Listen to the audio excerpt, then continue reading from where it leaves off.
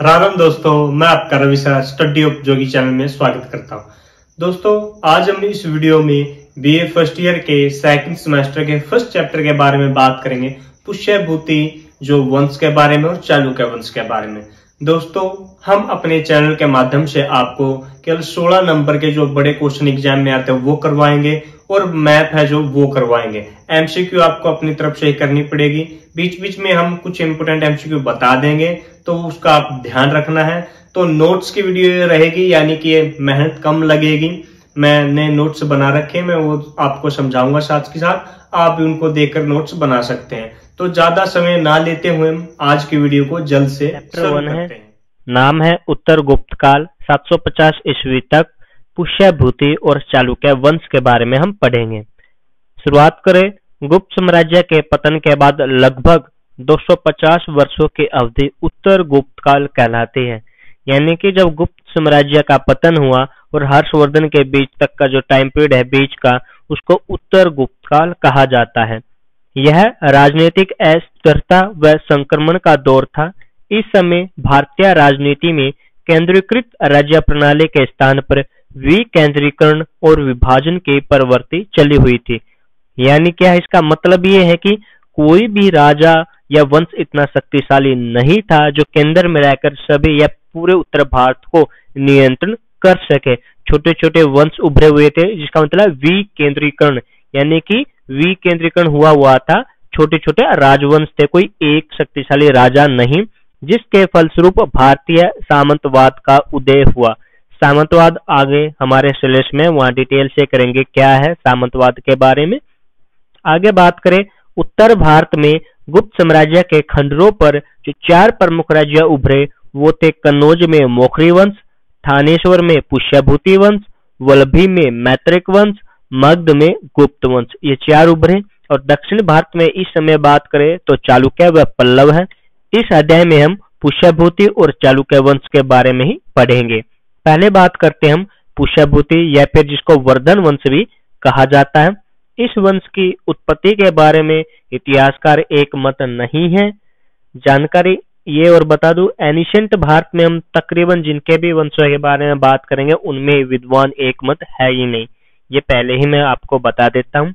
जानकारी के स्रोत जो पुष्यभूति वंश के वो है आपके हर्षचरित, कादम्बरी और ह्यून-त्सांग का जो वृत्तांत है उससे हमें जानकारी मिलती है। जो बाणभट्ट है आपके, इनके अक्षत्रिय बताते हैं, यानी कि जो हमारा कंसेप्ट है ना ब्राह्मण क्षत्रिय वैश्य शूद्र, उनमें से बाणभट्ट इन्हें अक्षत्रिय, ह्यून-त्सांग वैश्य, वहिलर व कनिंगम इन्हें राजपूत बताते हैं। जबकि हिलर व कनिंगम का मत हम नहीं मानते, क्योंकि राजपूत शब्द इस समय तक उपयोग नहीं हुआ था। आगे बात करें जो पुरातत्व अभिलेख है, यानी किनसे हमें इनकी जानकारी मिलती है, वो है बांसखेड़ा का लेख जो कि शाहजहांपुर यानी उत्तर प्रदेश में है, हर्ष का है।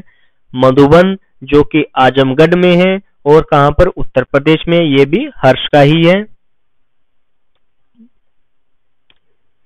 आगे है एहोल का लेख जो पुलकेशन द्वितीय का है, चालुक्य वंश के शासक। इस लेखों में हमें इस वंश के बारे में जानकारी मिलती है। मोहरे की बात करें तो नालंदा व सोनीपत की जो मोहरे हैं, यहीं से हमें हर्ष का जो पूरा नाम हर्षवर्धन प्राप्त होता है, वरना हर जगह उसका केवल नाम हर्ष ही मिलता है। ये भी याद रखना, एमसीक्यू के लिए इंपोर्टेंट हो सकता है, आप याद रखें। आगे इस वंश का जो संस्थापक है वो पुष्यभूति था, जो कि शिव का उपासक था। इस वंश की राजधानी थानेसर जो कि हरियाणा में थी। संस्थापक कई बार क्वेश्चन पूछा जाता है एमसीक्यू का, याद रखें।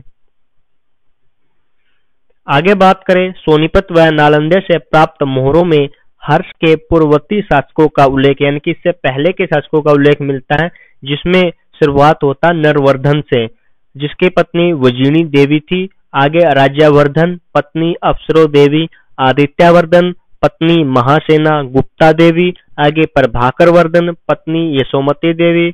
उसके 2 पुत्र थे, राज्यवर्धन द्वितीय व हर्षवर्धन। अब हर्षवर्धन के बारे में बात करते हैं, जिसका समय 606 से 647 ईस्वी था। दानशीलता के कारण भारतीय हातिम कहा जाता है, इतना दानशील था हर्षवर्धन। हर्ष के आरंभिक जीवन की बात करें तो इसका जन्म 590 ईस्वी में हुआ था। इनकी माता का नाम यशोमती और पिता का नाम प्रभाकर वर्धन था। बड़े भाई का नाम राज्यवर्धन द्वितीय और बहन का नाम राजेश्वरी था, जिसका विवाह मौखरी वंश के राजा ग्रहवर्मन के साथ किया था। हर्ष का जो बचपन भंडी के साथ बीता, जो कि यशोमती का भतीजा था। आगे चलकर भंडी हर्ष का प्रधानमंत्री बनता है। भंडी ही उसको युद्ध कला की शिक्षा में निपुण बनाता है। हर्ष का राज्यारोहण की बात करें, 605 ईसा पूर्व में प्रभाकर मर्दन की मृत्यु हो जाती है। उसके बाद उसका बड़ा पुत्र राज्यवर्धन द्वितीय राजा बनता है, क्योंकि उस समय नियम यही था कि बड़ा पुत्र राजा बनता है। लेकिन उसको मालवा नरेश देवगुप्त से संघर्ष करना पड़ता है, क्योंकि देवगुप्त गूढ़, जो कि बंगाल कहा जाता आज के समय, के शासक संसाक के साथ समझौता करके कन्नौज पर आक्रमण कर देता है और उसके बहनोई ग्रहवर्मन का वध कर देता है तथा उसकी बहन राजेश्वरी को बंदी बना लेता है। राज्यवर्धन देवगुप्त को तो हरा देता है, परंतु संसाक राज्यवर्धन को धोखे से मार देता है। फिर 16 वर्ष की आयु में हर्षवर्धन राजा बनता है, परंतु हर्ष महाराजा के बजाय राजपुत्र की उपाधि धारण करता है। दोस्तों, ये क्वेश्चन 16 नंबर का एग्जाम में आता है, तो ध्यान रखें, ऐसे ही लिखें आप। एक दो बात जो मैं समझा रहा हूँ वो भी आप ऐड कर सकते हैं, वरना जैसे मैंने लिखा ऐसे भी लिखोगे तो कोई दिक्कत नहीं है। आगे बात करें अब, कन्नौज की प्राप्ति किस प्रकार करता है। शासक बनने के बाद हर्षवर्धन अपने दुश्मनों से बदला लेने की योजना बनाता है। तभी उसको पता चलता है कि उसकी बहन कन्नौज के कारागार से भाग गई है। फिर हर्ष अपने प्रधानमंत्री भंडी के साथ सेना लेकर निकलता है। भंडी की सेना देवगुप्त की सेना को हरा देती है और देवगुप्त की हत्या कर देती है।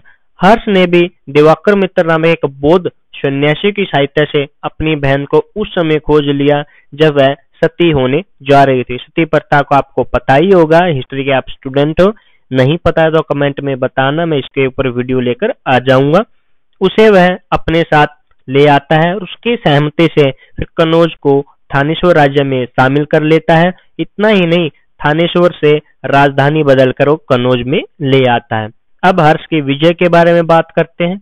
सबसे पहले हम बात करते हैं बंगाल की विजय। बंगाल का शासक संसाक था, जो कि कट्टर शैव था। वह बौद्ध धर्म का विरोधी था।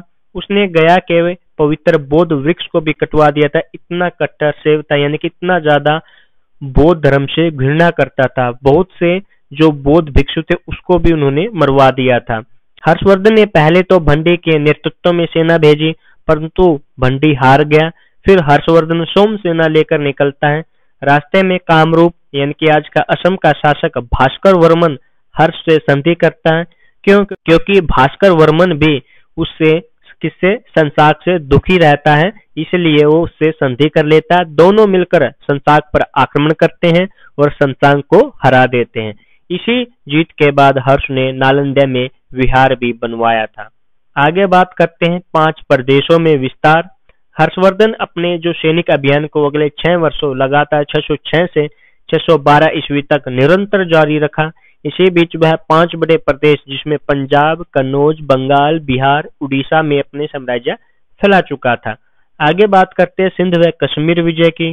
सिंध विजय जो हर्षवर्धन के विवादास्पद है, इसे बाणभट्ट मानता है, परंतु ह्यूनसांग नहीं, यानी कुछ इतिहासकार मानते कुछ नहीं। कश्मीर के बारे में भी ह्यूनसांग हमें केवल इतना बताता है कि हर्ष ने कश्मीर से गौतम बुद्ध का दांत लाकर कन्नौज के संगाराम में स्थापित किया था। लेकिन अधिकांश इतिहासकार मानते हैं कि कश्मीर व सिंध हर्ष के साम्राज्य में शामिल नहीं थे। आगे बात करें नेपाल विजय की। हर्षवर्धन संबंधी किसी भी स्रोत में नेपाल नाम नहीं मिलता, लेकिन बाणभट्ट ने हर्षचरित में हर्ष द्वारा बर्फीले प्रदेश की विजय का उल्लेख किया है। अधिकांश इतिहासकार यह भी मानते हैं कि नेपाल शासक अंशुवर्मन ने हर्ष संवत का प्रयोग किया था और किसी का कोई संवत तभी प्रयोग करता जब उसके अधीन हो, परंतु आर.सी. मजूमदार दोनों ही तर्कों को नहीं मानते। उनका मानना है कि अंशुवर्मन हर्ष का समकालीन था ही नहीं, दूसरा बर्फीला प्रदेश कोई और भी हो सकता है। आगे बात करें कामरूप द्वारा अधीनता। कामरूप का शासक भास्कर वर्मन, जो हमने पहले बात किया, जब संसाक पर विजय हासिल करता है, उसे समझौता करता है, तो अपनी मर्जी से ही स्वयं अधीनता स्वीकार कर लेता है और वह हर्ष के दरबार में बहुत से उपहारों के साथ उपस्थित होता है। आगे बात करें वल्लभी की विजय। को पता था कि दक्कन की ओर अगर प्रवेश लेना है वो तभी संभव है जब वल्लभी पर विजय प्राप्त की जाएगी। इस समय गुजरात पर मैत्रिक शासक, गुजरात आज का नाम है इसका, और उस समय क्या वल्लभी कहा जाता था, याद रखना है। इस समय गुजरात पर मैत्रिक शासक ध्रुवसेन द्वितीय बलादित्य का शासन था। हर्ष 630 ईस्वी में उस पर आक्रमण करके उसे हरा देता है, परंतु बाद में अपनी पुत्री की शादी उससे कर देता है, यानी उनसे समझौता कर लेता है, वैवाहिक संबंध स्थापित करता है, क्योंकि वो जब उसका दोस्त बनेगा तभी वो दक्कन की ओर बढ़ सकता है, इसीलिए वो ऐसा करता है। दक्कन से आगे चालुक्य वंश का शक्तिशाली शासन होता है, तो जिसमें पुलकेशन द्वितीय से उसे युद्ध करना पड़ता है। आगे पॉइंट है हमारा पुलकेशन द्वितीय से युद्ध। पुलकेशन द्वितीय चालुक्य वंश का शक्तिशाली शासक होता है। दोनों के बीच नर्मदा नदी के तट पर युद्ध होता है, जिसका समय 632 या 634 ईस्वी माना जाता है। इस युद्ध में हर्षवर्धन की हार होती है, जिसका उल्लेख पुलकेशन द्वितीय के ऐहोल अभिलेख में भी मिलता है, जिसको रवि कीर्ति ने लिखा था। नेक्स्ट है गंजम की विजय, जो कि हर्षवर्धन की अंतिम विजय है। यह प्रदेश पूर्वी तट पर, जो कि उड़ीसा क्षेत्र के है, कोंगड़ा नाम से जाना जाता था। 643 ईस्वी में हर्ष ने इसको जीत लिया था। अब बात करते हैं हर्ष का साम्राज्य विस्तार। हर्ष का साम्राज्य काफी विस्तृत था, परंतु इतिहासकारों में उसके साम्राज्य की सीमा को लेकर मतभेद हैं। इतिहासकार रामशरण शर्मा का मानना है कि कश्मीर को छोड़कर लगभग पूरे उत्तर भारत पर हर्ष का शासन था। अब हर्ष के प्रशासन के बारे में बात करते हैं। सबसे पहले 3 भागों में बटा होता है। कोई भी वंश का आप प्रशासन करोगे ऐसा ही होगा, केंद्रीय प्रशासन, प्रांतीय और स्थानीय। तो सबसे पहले केंद्रीय, और केंद्रीय में होता है सबसे पहले राजा, और सभी में आपने एक ही बात लिखनी है कि वो केंद्र बिंदु होता है। जो भी शासन होता है वो सर्वोच्च सेनापति होता है राजा, सर्वोच्च न्यायाधीश होता है। हर एक में आपने ये 3-4 बातें लिखनी है। बस 1-2 उस वंश से रिलेटेड बात डालनी, जैसे इसमें हम डाल रहे हैं। ह्यूनसांग के अनुसार हर सदैव काम करता था, वह कभी थकता नहीं था, दिन उसके लिए बहुत अच्छा होता था। मंत्री प्रसिद्ध करते हैं, यानी कि आगे उसके मंत्री भी थे जो उसको सलाह देते थे। भंडी उसका प्रधानमंत्री था। अवंती था, वह युद्ध व शांति का मंत्री था। कुंतल अश्व सेना प्रमुख था। सकंदगुप्त हस्ती सेना का, यानी कि हाथी की जो सेना थी उसका सेनापति था। ईश्वर गुप्त आलेख या जो रिकॉर्ड रखने वाला उसका प्रधान था। सिंहनाथ सेनापति था जो सेना का प्रधान था, और सेनापति का उस समय महाबल अधिकृत व युद्ध व शांति के मंत्री को महासंधि विग्रह अधिकृत कहा जाता था। ये एमसीक्यू में पूछे जा सकते हैं, इसलिए याद रखना है। आगे प्रांतीय शासन की बात करें तो उसकी शक्तियां महासामंत और सामंतों में बटी हुई थी। अभी हमने शुरुआत में बात की थी कि सामंतवाद की शुरुआत हो गई थी, वो ऐसे, यानी कि राजा के नीचे महासामंत, फिर छोटे सामंत, ऐसे बटा होता था। संख्या निश्चित नहीं है प्रांतों की, फिर भी प्रांतों को उस समय भुक्ति कहा जाता था, और जो प्रांत के मुखिया था उसको उपारिक या कुमार अमात्य कहा जाता था। ये भी एमसीक्यू में पूछा जा सकता है कि क्या कहा जाता था प्रांत को। अब स्थानीय प्रशासन की बात करें, जो भुक्ति है, यानी प्रांत आगे विषयों में बटा हुआ था, और विषय का जो मुखिया था उसको विषयपति या आयुक्त कहा जाता था। विषय जो आगे पथक में, यानी कि आजकल की जो तहसील है उसमें बटा हुआ था, और सबसे छोटी इकाई थी प्रशासन की वो गांव। गांव के मुखिया को महतर या फिर ग्रामी कहा जाता था। आगे बात करें राजस्व प्रशासन की, उसमें इसके आय और व्यय, यानी कि इनकम और खर्च के बारे में बताया है कि क्या इनकम होती थी। इनकम की बात करें, आय का मुख्य स्रोत एक ही था, भूमिकर। राजा महाराजों का जब भी समय पीढ़ आप पढ़ोगे उसमें एक ही आय का मुख्य स्रोत था, वो भूमिकर, याद रखना है। जो भूमिकर वसूल करता था उसको भौगिक कहते थे। इसके अलावा जो भू राजस्व था 1/6 भाग था, कोई ज्यादा मुश्किल नहीं, यानी कि 6 भागों में से 1 भाग राज्य का होता था। ह्यूनसांग खर्चे को बारे में बताता है कि किस प्रकार हर्षवर्धन अपने इस इनकम को खर्च करता था। 4 भागों में बांटता है हर्षवर्धन उसके इनकम को जो खर्च करता है। पहला सरकार के काम चलाने में, दूसरा दरबारी खर्च में, तीसरा इनाम व जनहित के काम में, चौथा दान देने में। अब कानून, दंड व न्याय व्यवस्था की बात करें तो कानून व्यवस्था काफी अच्छी थी। हर्षवर्धन के समय दंड कठोर थे। अग्नि, जल, विष परीक्षा ये ली जाती थी। सबसे बड़ा अपराध था देशद्रोह। पुलिस विभाग भी था उस समय, जिसके अधिकारी दंड पाशिक व दंडिक मुख्य अधिकारी थे। आगे बात करें प्रजाहित कार्य की, तो करों का भार अधिक नहीं था जनता पर। हमने देखा 1/6 भाग वो भूमि कर ही लेता था। इसके अलावा बेगार प्रथा पर भी रोक लगाई गई थी। बेगार प्रथा क्या होता है मैं बता दूं, फ्री में जो काम करवाए उसके बदले कोई पैसा ना दिया जाए, वो बेगार प्रथा थी। पहले बहुत करवाई जाती थी। सड़कों, मंदिरों व सराहों का निर्माण करवाया। अभिलेख विभाग की स्थापना की, जिसमें प्रत्येक घटना या रिकॉर्ड रखा जाता है। बाणभट्ट बताता है कि हर्ष प्रत्येक 5 वर्ष में एक यज्ञ करवाता था, जहां पर वह अपना सब कुछ दान कर देता था और केवल अपनी बहन द्वारा दिया गया एक वस्त्र ही पहनता था। बाणभट्ट उसका दरबारी कवि था, याद रखना है, कई बार क्वेश्चन पूछता है। बुक का नाम इसका आगे हम देखेंगे। अब सैनिक शासन प्रबंध की बात करें तो उसकी चतुर्गिणी सेना थी, जिसमें पैदल, अश्व, रथ सेना, हाथी सेना, 4 सेना शामिल थी, जिसकी संख्या 6 लाख थी, जो कि हमने पहले बताया नहीं, सामंतों और महासामंतों का मिलाकर है ये। सेनापति को हमने पहले ही पढ़ा है, महाबल अधिकृत कहा जाता है। जो राज सेना है उसका नेतृत्व कटुक नाम का अधिकारी करता था। अब राज सेना का क्या मतलब है? राज सेना यानी कि जो राज परिवार की रक्षा करती है। पूरी सेना लड़ने के लिए नहीं जाती, यानी कि आज की भाषा में बात करें तो सिक्योरिटी है राजा की, उसको राज सेना कहा जाता है। उसका नेतृत्व करता था कटुक।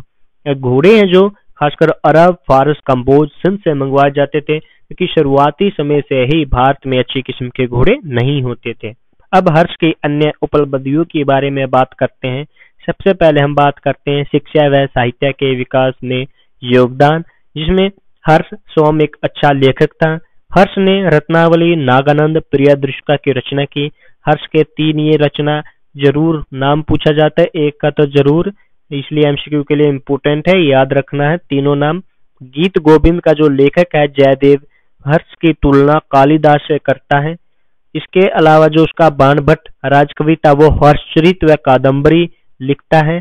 एक और था उसके समय में जयसेन उसके दरबार में, जिसने योग शास्त्र, वेद, ज्योतिष, भूगोल और गणित इत्यादि विषयों के बारे में लिखा। हर्ष ने उसको 80 गांव की आय दान में दी, लेकिन उसने लेने से मना कर दिया। यानी कि जो इनकम 80 गांव से होती थी उसको दान में देनी चाहिए, लेकिन उसने क्या किया? मना किया। इसके अलावा एक था म्यूर, जिसने सूर्यास्तक की रचना की है। शिक्षा का हर्षवर्धन के समय जो प्रसिद्ध केंद्र था वो नालंदा विश्वविद्यालय था, जो कि वर्तमान पटना के पास राजगीर जिले में है। भवन की बात करें तो 6 मंजिला भवन था। ह्यूनसांग वहां बताता है कि उस समय विद्यार्थियों की संख्या 10,000 थी और शिक्षकों की 1510, और प्रमुख था नालंदा विश्वविद्यालय का शीलभद्र। ये किसके बारे में? साहित्य के बारे में। और आगे बात करते हैं धार्मिक सहिष्णुता की नीति। प्रारंभ में तो हर्ष सेव था, परंतु ह्यूनसांग के प्रभाव के कारण बौद्ध धर्म की महायान शाखा को वह अपनाता है। सहनशीलता की नीति का पालन करता है, यानी सभी धर्मों का वह सम्मान करता है। 7वीं शताब्दी का एक सफल शासक हर्षवर्धन था। इतिहासकार आर के मुखर्जी तो कहते हैं कि उसमें अशोक तथा समुद्रगुप्त के गुणों का मिश्रण था। वह वास्तव में प्राचीन भारत के महान शासकों में से एक था। इसी तरह R.S. त्रिपाठी भी उसकी तुलना अशोक, समुद्रगुप्त व अकबर से करते हैं, जबकि रमेश चंद्र मजूमदार उसकी आलोचना करता है। वह लिखता है कि उसने साम्राज्य के स्थायित्व के लिए कोई कार्य नहीं किया, जिसके कारण उसकी मृत्यु जो कि 647 में हुई के साथ ही उसका वंश भी समाप्त हो गया। तो दोस्तों ये 16 नंबर का क्वेश्चन जो हर्षवर्धन से रिलेटेड इस चैप्टर से आना था हमने कर लिया। इसके अलावा 2 क्वेश्चन और है, लेकिन 70% चांस करे तो यही क्वेश्चन इस चैप्टर से आता है। बाकी के जो 2 क्वेश्चन रह गए हम नेक्स्ट वीडियो में करेंगे, यानी कि पार्ट 2 में। आशा है ये वीडियो आपको पसंद आई होगी। अगर पसंद आई तो वीडियो को प्लीज शेयर जरूर करें और दोस्तों के साथ भी जाके वो भी पढ़ सके, और वीडियो को लाइक कमेंट जरूर करें। हमारे चैनल को सब्सक्राइब जरूर कर ले ऐसे ही वीडियो के लिए, यानी बीए से रिलेटेड आपको सारी वीडियो यहीं पर मिल जाएगी, खासकर मैप के लिए भी। तो चैनल को सब्सक्राइब जरूर करें। धन्यवाद।